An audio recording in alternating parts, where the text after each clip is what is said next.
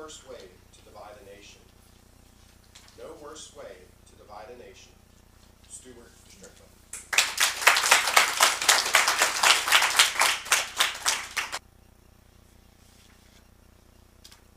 I pledge allegiance to my flag and to the republic for which it stands, one nation indivisible, with liberty and justice for all.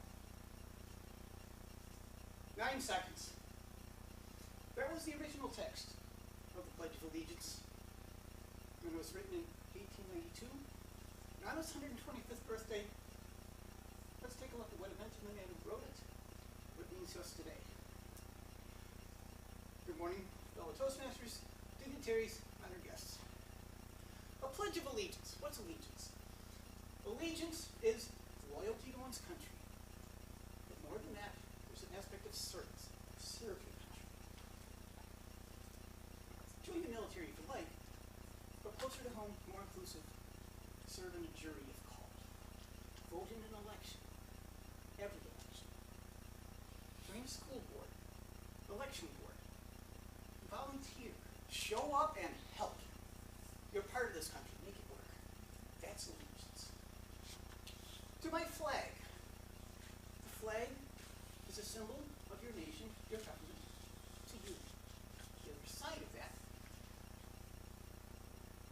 the republic that that flag stands for, is how you are represented to everybody else here.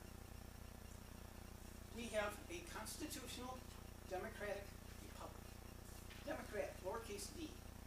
Democracy. We directly and freely elect our own leaders, selected from among ourselves. They meet in an assembly. That's the Republican form of government, lowercase r. Deliberatively work through whatever issues at hand, taking our needs and concerns and desires to heart that we have communicated to them to determine the best way forward. That's how things are supposed to work. One nation indivisible. Francis Bellamy, the man who wrote the pledge, was born in the 1850s, grew up during the Civil War, and saw how badly torn apart this country was. We slaughtered 620,000 of ourselves in that war. More deaths than from all the other wars this country's ever fought combined. But it didn't last, it didn't work. In the 27 years between the Appomattox and the writing of the pledge, we stitched ourselves back together and made life better for just about everybody here. One nation could not be divided. With liberty and justice for all. What's liberty? Liberty is freedom, but it's more than freedom. Freedom means you can do anything you want. That's not necessarily a good idea. Freedom constrained by the Constitution. The Constitution is a framework for how our government should work. All the laws that we have written for ourselves by the deliberative body guide how we work, how we conduct ourselves. But that same Constitution also guarantees various rights and freedoms. Freedom of speech, freedom of the press, right to a trial by jury, right to worship any way you please, and to not worship if you so please. No other country provides that. Liberty. Justice. What's justice? 2 things. Thing 1 is equality.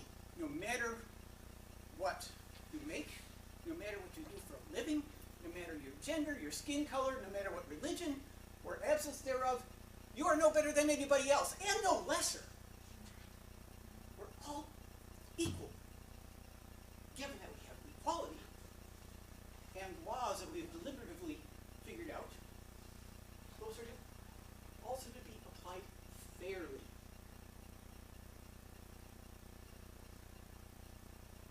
For all. Liberty and justice for all. Define all. You see any place where it says only white male landowners aged 21 or older should have voting privileges? Actually, you will, because that's how we wrote it in 1789. But we changed that through a deliberative process. We made it more inclusive. Not just landowners, not just men, not just white people. It has not yet been 100 years that a woman can vote in this country. All means everybody. And so when you recite the pledge, you are assenting, you are affirming that you agree to all the terms I just stated. Let's talk about some of the changes we made over the years. This is 1921. they added the phrase, they added the name of the country to the pledge. Mr. Bellamy was not too fond of this. He thought it made it awkward, long, unnecessary. To him, it was longer than 10 seconds. It's too wordy. He grudgingly went along with it. He died in 1931, so he didn't get to see the second change. The second change happened in 1954. The Soviet Union was on our side during World War II. But we had a falling out with them afterwards over what form of government was better. They had a communist government. About the same time, China had a revolution in 1949. Both of them had authoritarian, tyrannical, communist governments. But more important than that, they were both an enforced atheism. And that scared some people here. It scared them enough that they had, President Eisenhower had 2 words to the pledge. Mr. Bellamy would have had a fit. Now say Mr. Bellamy? Reverend Bellamy. Reverend Francis Bellamy was a Baptist minister his entire life, born in the Baptist church, his father was a Baptist minister, firmly believed in the absolute separation of church and state. And had it clearly in mind when he wrote the pledge. So not only that those 2 words were added, but where those 2 words were added. To him, there was no worse way to divide a nation than to insert religion into its political discourse. Those words should be removed. Now that you know what it means, say it with feeling. I pledge allegiance to my flag and the republic for which it stands, one nation indivisible,